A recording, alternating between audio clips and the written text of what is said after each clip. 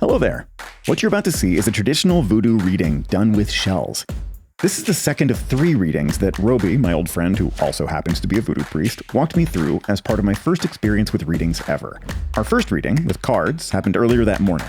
You'll find that video and the rest of this series linked below. For this reading, we went down into the shade beside the Mississippi. Robi got some help setting up an altar from Terrell, a member of Robi's Societe, his voodoo family, who patiently hung out with us the whole time. Terrell is also a reader who comes from Hoodoo, one of voodoo's many cousins, and he's the person Robi generally refers people to when they come looking for a reading. So later in this video, we'll introduce Terrell and talk about some of the ways voodoo and hoodoo are different. Also in this video, we talk about the ancestral nature of voodoo and what it's like to be a reader, including the times when you really have to read the shit out of someone. Let's go. Welcome back. Wardrobe change.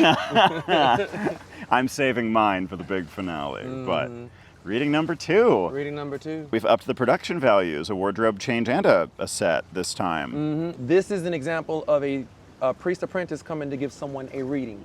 They would come out here in the elements. We're down by the river. We are closer than we were before. Yes. As a priest apprentice, you got to be closer to your power and closer to the power as you're trying to help the person out. In this case, we're doing a reading with seashells or shells in general. So that's an elemental piece right there in my hand, not a card. We need to be where it came from, which is the water, to honor Mother who gave us the seashells to allow us to use to do the reading. We didn't talk about this at the previous reading, but you told me in advance that different readings can also correspond to different times of the day. That's correct. So we were out here in the morning. For the unsi, the rising of the sun, first level, right? So you first level, what they're supposed to do in voodoo, unsis are not traditionally supposed to be doing readings. So first level people are not supposed to be doing readings traditionally. Okay. They don't know enough, they haven't experienced enough, and they're just now learning. If they do have to do a reading, it's during the sunrise. They have to prove themselves to the gatekeeper, who also rises with the sunrise, Papa Legba, that they are worthy for him to open those gates and allow whoever need to come to give whatever message to whoever. Then you got day, the midday, or afternoon, or noon. That's your suppuens. That's the perfect time to go into the elements and find the right elements you need in order to do your reading. Normally a suppuen reading or a priest apprentice reading like this don't last that long. Okay. Because if you got to a point where you got to go get a priest apprentice to try to get your reading, the 2 things gonna happen. We're gonna tell you, go to the hospital, go talk to a lawyer, or go get a doctor. Then you got your high priest. That's the setting of the sun. But we got the whole day to do whatever we want because we did the work. We got initiated, the head made, you took your vows. So no matter if that's sun rising or setting, you as a high priest can choose whatever point in the day, depending on the person's problem, to do said reading. Got it. And when you say this is a suppuen reading, tell me about that rank in the priesthood. So what that's does this priest represent? apprentice, and I just naturally say suppuen because that is the Haitian word, Haitian Creole word for priest apprentice. In Louisiana voodoo, we don't have a word for that. It's just priest apprentice. Got it.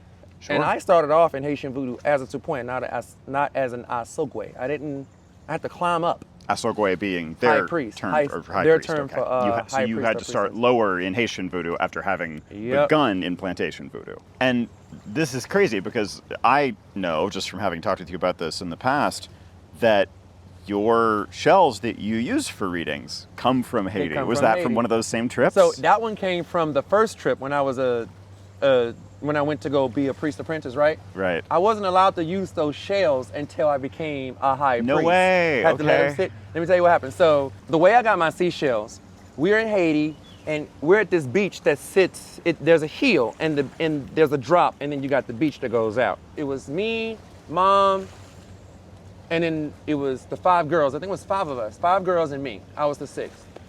And Mom already knew I had to go do my Louisiana plantation voodoo stuff. I had to take care of that lineage there by myself in order for me to go do my Haitian stuff. You had plantation stuff to do in Haiti. In Haiti. Yeah. That I needed to take care of first with my ancestors before I moved on to the next thing in Haiti, right? So I go down the hill, I take the offering, I bury it like I'm supposed to, put everything on top and do the prayers, sing the song, do whatever. I'm walking back and I just see seashells just littered on the beach, just everywhere. And I remember getting goosebumps. And I'm walking, I was like, and You know me. I'm going, nah, this ain't nothing spiritual. And I keep walking and them goosebumps won't go away. And they won't go away. And I hear a voice say, pick these shells up. I say, okay. So I take my little bandana. This is, I have been to some beaches with Robi. Robi seeing a seashell and not picking it up is astonishing. So I'm putting them in the thing. I'm like, I guess that's enough. Look at all these seashells down here. I'm pretty sure this is enough. So I tie them up, boom, boom, boom, go back up the hill. My god sister, where you was? Oh, I had to go down there and serve my plantation ancestors. I take the seashells and I go, and I open them up, and mom go, ooh, he gave you a lot. And I looked at her. And she looked back at me, and I went, who is he? Do you know who he is? She said, you know who he is. And I went, damn. So the spirit that's always been with me, Olokun, also known as Met Agui, he is the male spirit of the ocean. That man has always been with me. That was his gift from me. When the girls saw those seashells, oh, we want some seashells? That's what you found down there? They all took off running down there to the beach. My mama looked at me, she went, she ain't say nothing. And I just went, what? She ain't say nothing. They ain't find one seashell, not one. So yeah, that's the story of how I received my Haitian seashells to do my divination. And is it, so you've told me that these middle tier readings, these Supuan readings, you are using all manner of different things, but it's specific to the priest who is doing the reading for you. That's correct. And shells for you because of your connection with the various ocean spirits. Correct. But you might have a priest who's a priest apprentice where, let's say they have a spirit on their head like Osain. Osain is a spirit in our backyard. In the backyard. Yeah. He's a spirit in the backyard of plants and all that. She might receive a divination of seeds to use to divine with. But I can't tell her that. She has to go discover that. Got it. That's not something that I'm going to teach her the same way my mom didn't give me these seashells and teach me how to use the seashells. She taught me card readings because that's what she's supposed to teach me. Seashell readings, that was given to me. And how you get them is completely personal. That's right. How you use them once you have them, is there like a set method of how they're read once they're there, or does that vary by priest as well? That's going to vary by priest and priestess. For instance, the way my son may do his cowrie shell readings might be completely different from the way I do my cowrie shell readings. A perfect example would be, I know a priest, and it works for him, it just don't work for me. When he does his shell readings, he'll shake them, throw them on the table. He'll count how many shells are up, and then he'll count how many shells are down, and then he'll count how many shells are sticking to the side depending on the opening. And that's unique and personal to him. Okay. Me, mine is intuition. I'm gonna throw them shells down, and I'm gonna let my intuition guide me and tell me what the solution may be. That's just how, I can't explain that. This is where that magical portion of this religion comes into play. And I gotta remind people that magic has always existed. It's always been the unknown, because as soon as we find out how it works, we just call it science. Intuition's a great word for bridging that gap, though. Yes. It feels like magic and science all at once. Yeah, intuition. Because as soon as they find out scientifically how this works, I'm gonna acknowledge it out loud and say, yeah, because you know how I am. It's a voodoo moral. Your religion gotta keep up with the times of the people in this technology. Yeah. Otherwise it becomes a cult. So I can't explain how I'm able to read these shells, but I'm waiting on the scientists to explain it to me. Well, with that in mind, like, what kind of situation would a person end up doing this with you? Because I know you do card readings most often. Mm-hmm. And you said earlier, like, more extreme problems that a card reading can't solve. Here's an example of how please. the card readings could actually lead to a shell reading. Someone's sick. They come for a reading, right? It's like, I don't know what's going on. I can't go to the bathroom. It's been a long time. As I'm throwing them cards in, the first question I'm gonna ask, did you go to a doctor? Yeah, I went to the doctor. He can't explain it. Okay. Have you talked to your parents? Do they have any medical issues that you need to know about that run in the family that may... No? Okay, this is what I need you to do.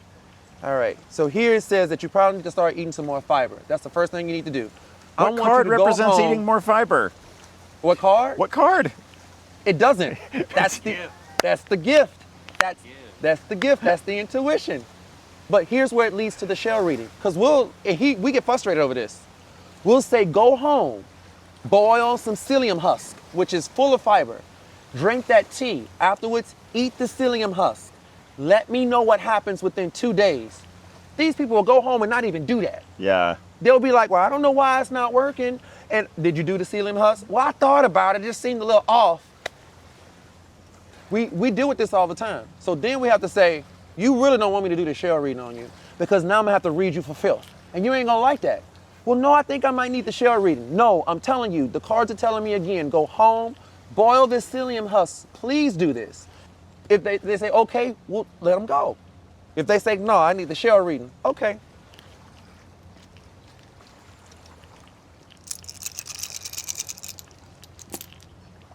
So let's talk about how stubborn you are.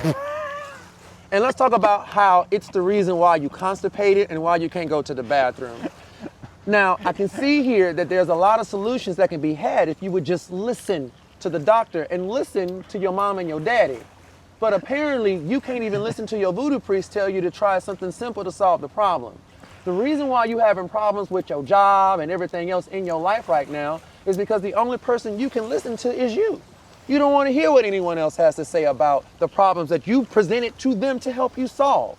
And until you actually solve that problem, bad things are going to continue to happen to you. And I promise you, if you don't start listening, worse things will happen to you. That is not a threat, that is a promise. I'm so glad you made eye contact with an imaginary person for the entirety of that. I also love, I mean, you're using Mississippi River shells. Oh yeah, y'all, I had to. I love that, like, the example that came to you with these Mississippi River shells in your pockets was gastrointestinal flow. I feel like it's all connected.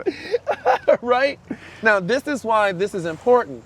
We've taken the time to set up for this, to bring the offerings for the spirit, to bring everything, to read the hell out this person, and show them how serious this is.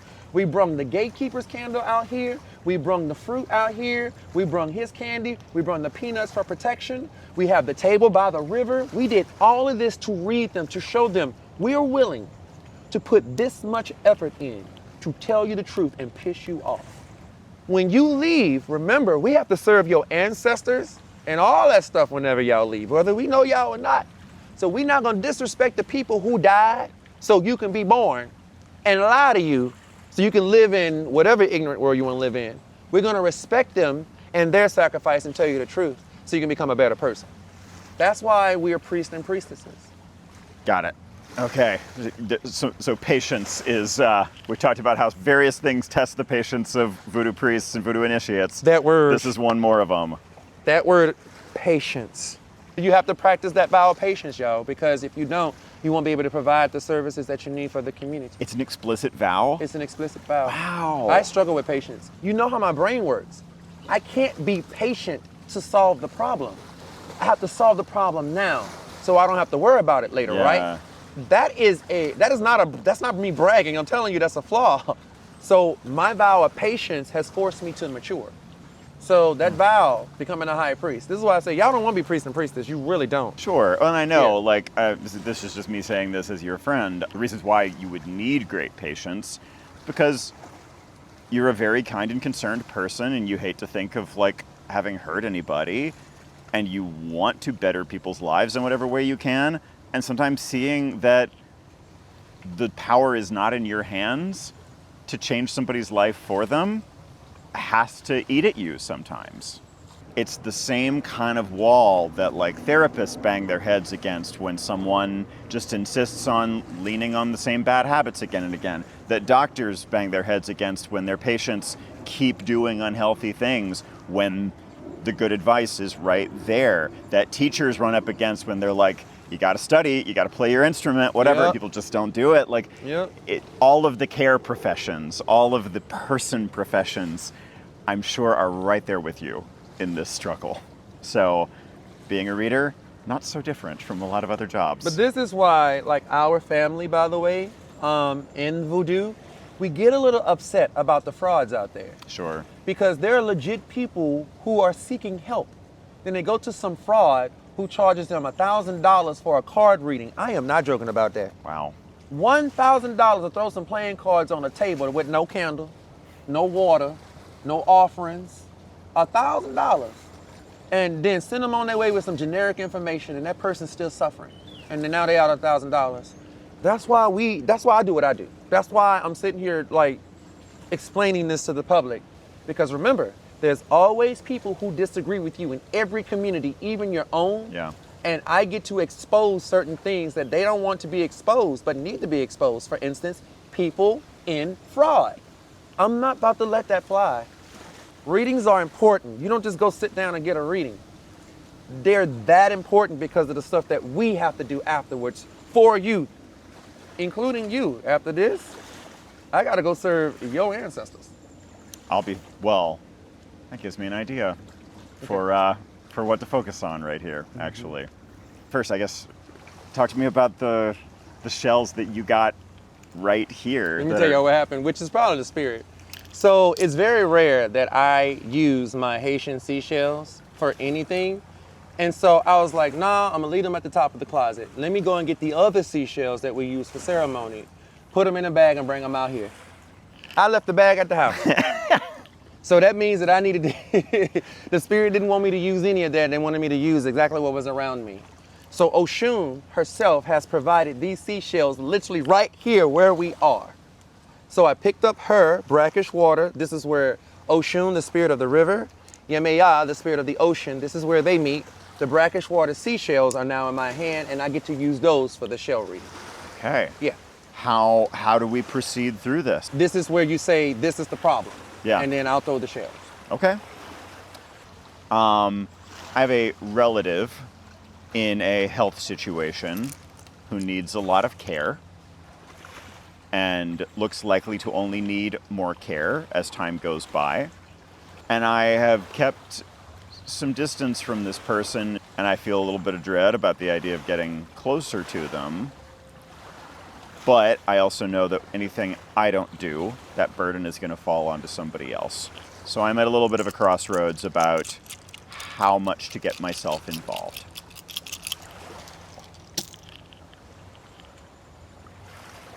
So first and foremost, protect yourself. The reason why you're going to protect yourself is because most families, especially Southern families, have this unrealistic idea that we have to be loyal to people all because we share DNA with them.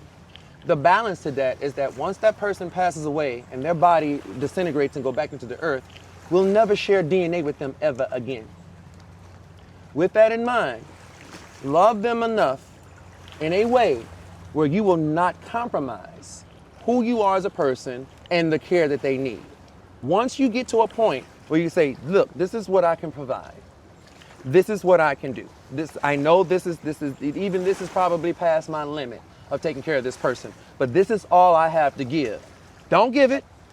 Stop and see, is this too much for me? Because our hearts will always try to overfill someone else's situation. So before you give it, look at it again and say, is this too much or too little? Because even a little bit is still a lot, because you don't have to give it at all. You really don't.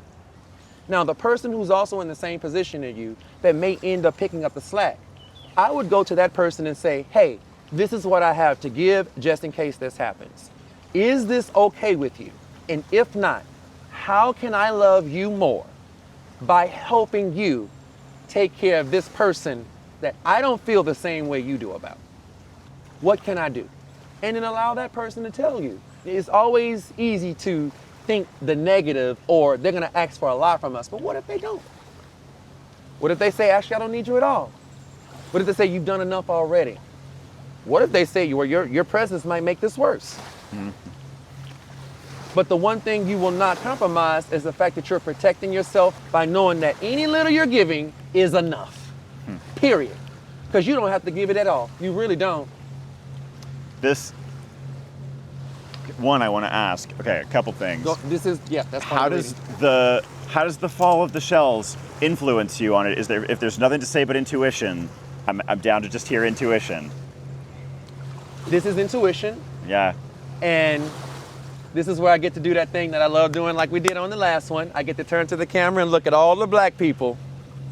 If you know, you know, baby. This is all intuition. And allow me to take a moment to speak to anybody else who's watching and say, it is an honor to run up against your neighbor's fence, wave from the other side, and say, what a nice fence you've got. Yes. Yeah, it's all intuition. My other question then, like, this makes all the sense in the world to me to hear from you because right. I know you. But to hear, I would have said that to anyone who came, because I didn't realize, I don't know if that's personal or not, but if someone would have came to me and said the exact same thing, that would have been the advice. I'm thinking of a few different people's situations when I say all of that. What I think is fascinating is that you are telling me that when a person gets put into the ground, you no longer have any relation to them, and you don't specifically owe them anything while they're still alive, and this is you as the voice of an ancestral religion. I think a lot of people would feel like there's a contradiction in that. Here's where the contradiction comes into play. Your soul is made out of energy, and in Voodoo says that is forever, your soul. Your body goes back to the earth. Voodoo believes your conscious has always existed. It just found a body to reside in. So that person's soul, their conscious, yeah, you have a connection to them because you used to share DNA with them when they were alive. Now they're an ancestor.